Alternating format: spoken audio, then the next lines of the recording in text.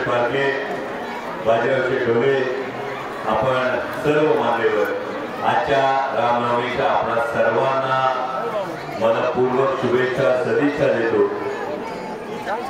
हृदयात राम जायला पाहिजे, हाताला तरुणांच्या काम मिळालं पाहिजे आणि शेतकऱ्यांच्या शेतमालाला दाम मिळाला पाहिजे।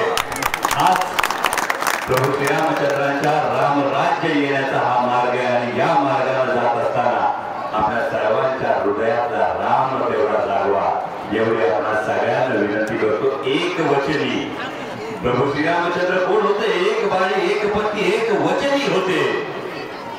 त्यामुळे एका जागी असणाऱ्यांना प्रभू रामचंद्र नक्की पावतात आणि म्हणूनच ही भावना आणि प्रभू रामचंद्रांच्या चरणी हीच प्रार्थना करतो की या संपूर्ण आपल्या सर्व भक्तांवर ही कृपा दृष्टी ठेवा आणि एक वचनी, एक वाणी, एक पत्नी हा बाणा प्रत्येक राम भक्ताच्या मनात हा तसाच जागू द्या।